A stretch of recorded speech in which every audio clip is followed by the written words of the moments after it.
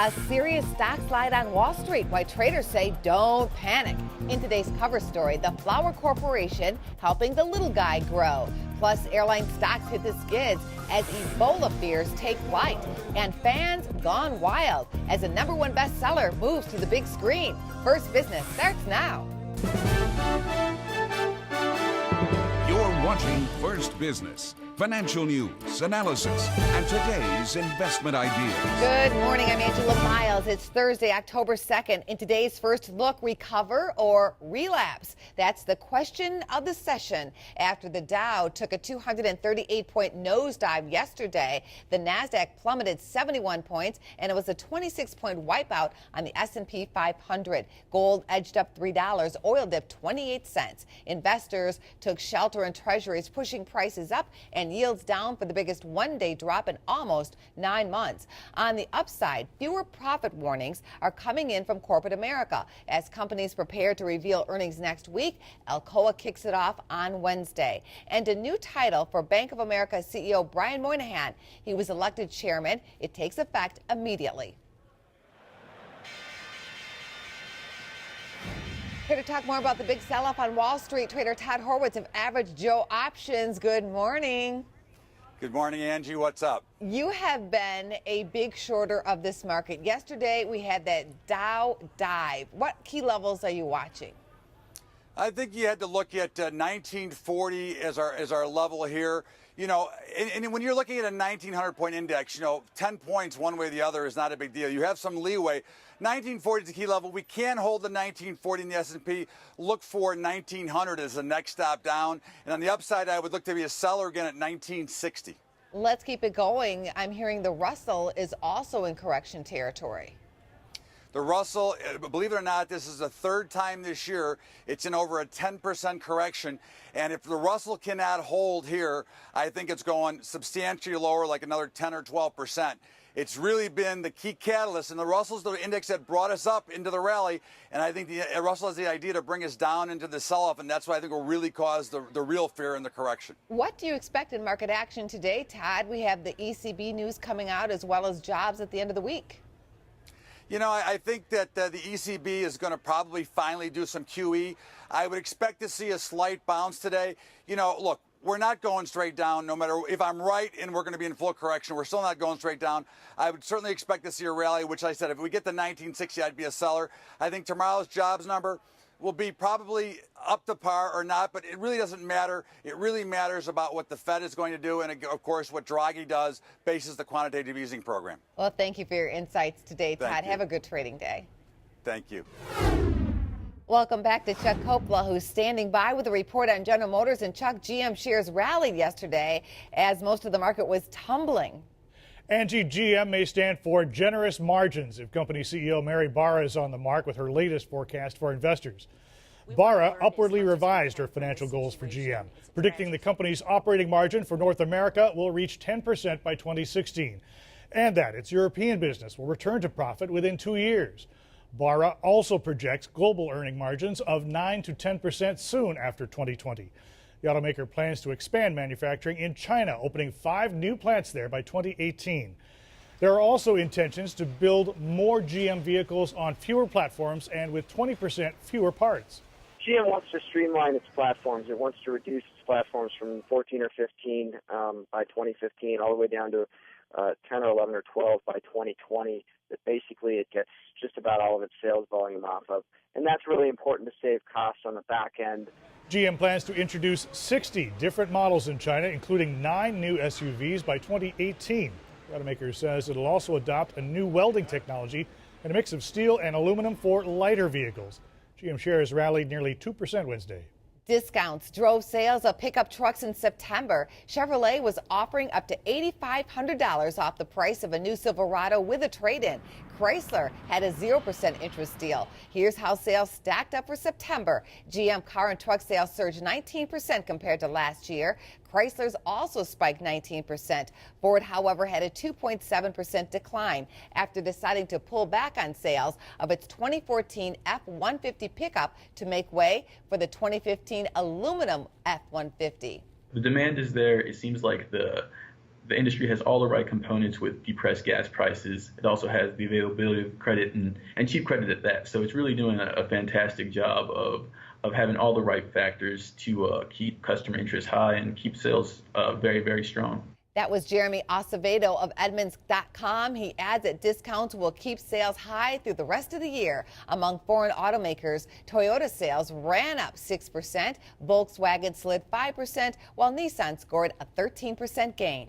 Officials are setting the record straight on the Ebola scare in the U.S. The first U.S. case of the virus was confirmed in Dallas yesterday. Texas Governor Rick Perry said that the situation has all hands on deck. He revealed that the man infected came in contact with up to 18 people, including 5 school children, who are all closely being monitored in Dallas. The patient was recently in Liberia, which is in the midst of the outbreak. The Center for Disease Control has vowed to stop the virus in its tracks. Stocks continue to react. Lakeland Industries, which makes hazmat suits, rallied 29% yesterday to $9. Economists and analysts are preparing for the worst as massive protests continue in Hong Kong. One economist predicts tourism and retail are just 2 sectors that could be badly affected, according to Bloomberg News. Together, those sectors make up roughly 10% of Hong Kong's GDP. There are also concerns business confidence could erode. Hong Kong's economy contracted last quarter, adding to analysts' fears the region could be pushed into recession. A report from Reuters suggests pro-democracy demonstrations could last for weeks as protesters call for the resignation of Hong Kong's chief executive. Citigroup is hedging again. Regulators have waived restrictions placed on the bank back in 2011. That's when Citi was charged with securities fraud over complex debt instruments sold in the run-up to the financial crisis. Now the ruling grants waivers for Citi so it can resume selling investments in hedge funds to wealthy clients. On another matter, Citigroup is being ordered by a Delaware court to turn over Oklahoma pension fund bank records related to Citi's bank in Mexico. Investors in Fannie Mae and Freddie Mac have fingers crossed for a bounce back today after shares plunged in a free fall yesterday. A judge dismissed a case against the government involving the agencies. Heavy hitter funds went to court arguing the U.S. Treasury should not receive all of the profits after bailing out the mortgage financing giants. Fannie Mae shares fell 36%. Freddie Mac dropped 37%. Big decisions out of D.C. are often determined by the dollar amount spent lobbying lawmakers. CNN Money's out with a list of the top publicly traded companies shelling out the most money. General Electric ranks number 1. Since 2008, GE has spent around $134 million. That's according to the Center for Responsive Politics. AT&T comes in second at $91 million. Boeing is third at $90 million. Northrop Grumman's lobby bill is $87 million. And Comcast dished out $86 million. Comcast is voluntarily dropping 2.5 million customers in Detroit. The cable company is anxious to appease federal regulators so it can close its deal to buy Time Warner Cable. Comcast has promised to keep its market share below 30% to ward off antitrust concerns. Motor City customers will turn to cable services from Great Land Connections. A vote on the Comcast-Time Warner merger is expected in November. IPOs are back. Following a pre-Alibaba lull, a handful of companies are set now to launch their IPOs, starting with Calithera Biosciences. It's the largest biotech IPO of the week and will open for trade today under ticker CALA. Shares could price between $13 and $15. Wayfair also goes public today. That's an e-commerce company that sells home goods. Shares could price between $25 to $28. And the biggest IPO of the week expected tomorrow is Fairmount Santrol. It sells sand products to oil and gas companies. It hopes to raise $1 billion by offering shares between $21 and $24. That ticker is FMSA. Americans changing taste is behind job trims at General Mills. The company plans to cut up to 800 jobs. It's the second time in a month General Mills has reduced its staff numbers. The maker of Cheerios and Green Giant brands finds consumers are eating less cereal and frozen meals. Last month, General Mills came out with plans to buy Annie's, which makes organic mac and cheese. Shares of 1-800-Flowers drove up 5% Wednesday on word that the company had closed its acquisition of Harry & David Holdings. The combined floral and gourmet fruit and gift basket retailer boasted combined sales will surpass $1 billion a year. It's the latest development in a company that helped itself and florists all along the way. It's a sweet-smelling time to be in the flower business. Online electronic retailer 1-800-Flowers is extending flower power to fruit baskets and beyond. Last month, the stock spiked on news that it was buying gourmet gift basket company Harry & David for $143 million in cash. And that optimistic outlook hasn't wilted since. In fact, FLWS on the NASDAQ reached its peak for the year before closing just a pedal shy of it Wednesday. Consumers want to do business locally, but they also want to do business with a brand they know and recognize. The news of the day adds to what's been a successful run for 1-800-Flowers already, seeing a growth spurt because of its expanding partnership with established florists seeking to reinvigorate their businesses. These snapshots are from Palmer Florist in the Chicago suburb of Westchester's grand reopening last month. Palmer Florist had been a mainstay in the community for years, but suffered during the economic downturn and slow recovery. As the recession came along with other businesses, we began to slow down. For over 100 years, florists such as Veronique Floral in Chicago have benefited from a business model that encouraged customers to wire an order for delivery to a florist near the recipient. FTD built its business on it. The internet extends it. With 1-800-Flowers, the couple who run Palmer Florist say their affiliation with a national brand expands their offerings, for which they pay 6%. Business is up significantly. Percentage-wise, probably 30%, and they're helping us a lot with marketing, with merchandising. We are getting more new clients. This past summer, FTD added to its own list of offerings, buying a bundle of online retail brands, including Pro Flowers, Sherry's Berries, and Personal Creations, under the umbrella of the company Provide Commerce. A new way to pay executives is popping up at Coca-Cola. Incentive pay given to top execs was once called excessive by billionaire investor Warren Buffett, who has the largest stake in the soda company. Buffett was alarmed by Coke managers being awarded 14% of company shares, equating to $24 billion. Coke CEO says the company will trim back on gifting executives with stock. Shares closed last at $42. Pepsi is testing a sugar alternative. The soda is called Pepsi True and will be available in mid-October. It contains stevia and has 30% less sugar. Stevia comes from a plant and has no calories. Here's the true test, though. The soda will only be sold on Amazon. On the economic calendar for today, it's Challenger job cuts for September, initial and continuing unemployment claims, factory orders, and natural gas inventories. On the earnings calendar, the Corona Company, Constellation Brands. Still to come, will it be a rough landing for airline stocks as Ebola fears run high? Plus, how Netflix is stirring up drama in Hollywood. And after the break, higher education building blocks, why Legos aren't just for kids anymore.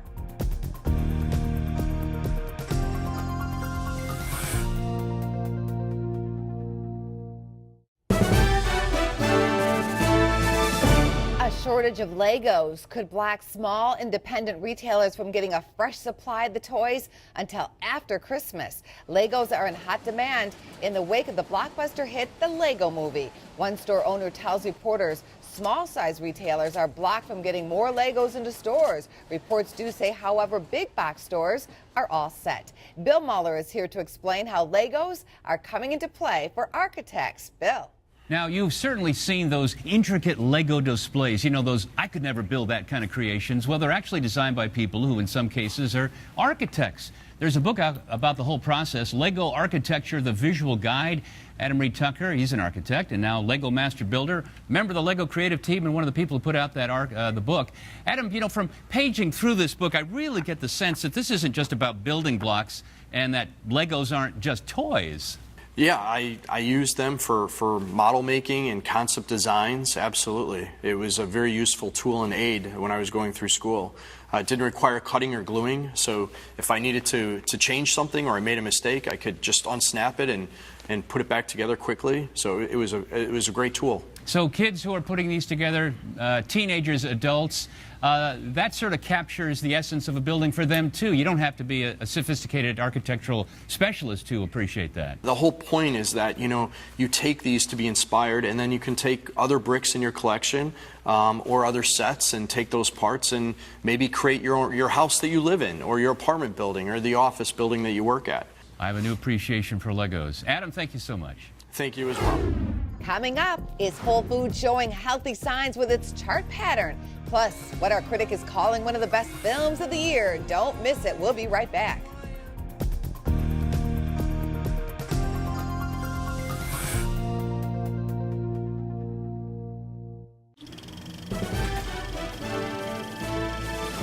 Hollywood backlash. Netflix is set to release the Weinstein film Crouching Tiger 2 the same day it rolls onto IMAX screens. Our movie guy is here to explain why theater chains find this to be real trouble. Eric, good to have you on our show. Thank you. Do you think that this is a downer for the industry? Well, I think this, people are starting to look at it like this is going to be like the next evolution of the whole on-demand service. I look at it more as the next evolution of the direct-to-video syndrome. There have been films over the years that have been sort of, cult classics in a way that have then produced cheapo sequels that have gone directly to video, and that's what this sort of seems to be. This, if this movie was going to be any good, and they were going to put some money behind it, they'd release it in theaters and try to make some Oscars and some real money out of this. But you think it cheapens films, or maybe not as much money will be spent, or like you say, some of the smaller films, which could be opportunity for some of the indie makers out there. Yeah, I mean, we can always sort of decry this sort of the lack of the cinema experience by, shoving a movie like this, while in IMAX theaters, also in homes. But I think the whole idea is that this seems to be more of a quick buck and a way to sort of, just another delivery system that fans of movies are not really going to enjoy, and I don't think the industry is going to embrace. Hey, Blockbuster did not bring down the box office. So no, they didn't. Let's take a look at what is at the box office this coming weekend, and this is huge. Gone Girl, Annabelle, and Left Behind. Let's start with Gone Girl. Yes. Popular book on the Oprah Best Book list. Okay. What do you think of the film you saw? I think the movie's terrific. Oh, I think liked it's one of the best films of the year, I think. David Fincher and Gillian Flynn did just a tremendous job with the adaptation of this thing. It's Ben Affleck's best work, I think, since Chasing Amy. Not a pun to people who know the story. Rosamund Pike might have a chance for an Oscar nomination here. I think this is a really solid film.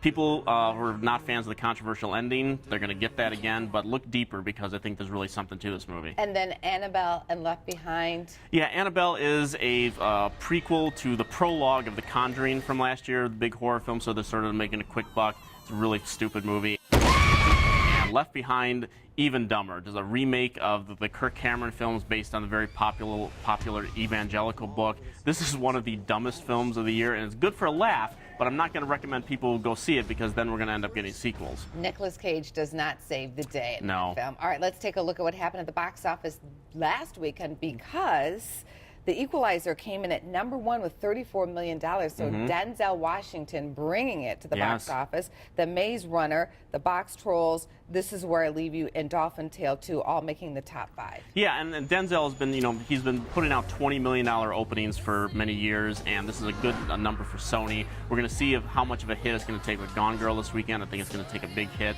but this is minor good news for Sony, who have been struggling this year. So Gone Girl, clear #1. Absolutely, go see it. Thanks for coming on the show, Eric. Good to see you. Thank you. Still ahead, airline stocks are falling on Ebola fears. Is now the time to buy low? Chart Talk is next.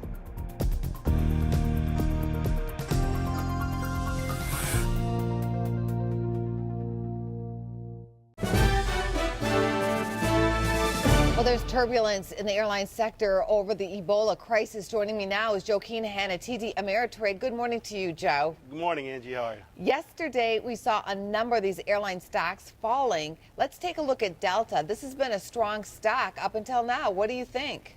Well, it is interesting that, as you mentioned, with the Ebola crisis that really came to light yesterday. However, let's remember that airlines that are a beneficiary of lower crude oil prices, which we've seen happen quite a bit over the last few weeks also, as crude fell to a 2-year low earlier this week. With all that happening, we've actually seen bullish players in there. The December 40 calls, and that's a good time frame if you think about the crude oil point of view, we've seen a lot of buyers, and yesterday we saw October 36 call buyers, as I think many people thought that things might have been just a little bit overdone, so we'll have to see what today holds. Okay, so translation here, people are thinking that maybe Delta stock will fly above $40 by December, completely possible. Moving on to Whole Foods, this has been an interesting stock to watch as well.